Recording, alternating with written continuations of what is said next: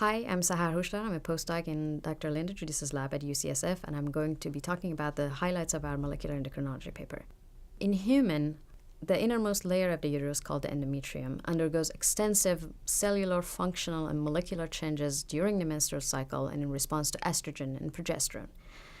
Our lab has previously shown gene expression changes during the menstrual cycle.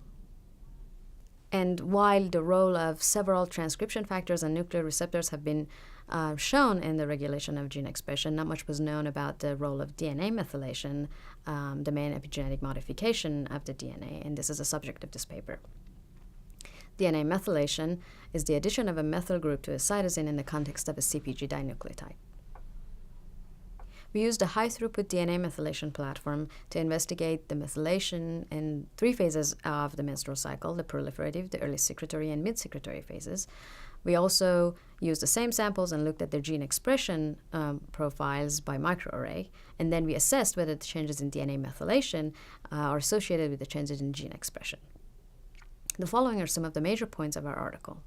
First, unsupervised hierarchical cluster analysis of the differentially methylated genes segregates the proliferative from the secretory phase. Second, the biggest differences in DNA methylation profiles in the cycle are between the proliferative, corresponding to peak estrogen, and the mid-secretory phase, corresponding to peak progesterone.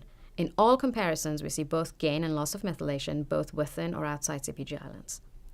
Third, we looked at the global distribution of the methylation, as well as in the context of CpG islands, and outside CpG islands, and what we see is that in all 3 phases, about 60% of all the CpGs are hypomethylated, about 10% are hypermethylated, and about 4% are either hypo or hypermethylated, and in some but not all phases, and 25% have intermediate levels of methylation in the 3 phases. About 80% of CpG islands are hypomethylated, with only 5% hypermethylated.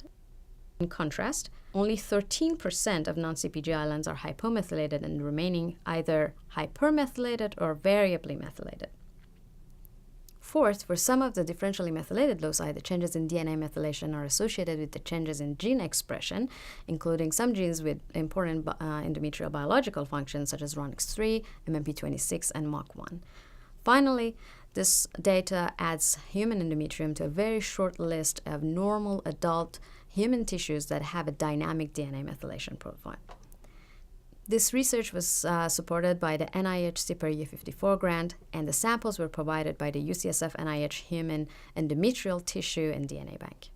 Thank you very much for your attention.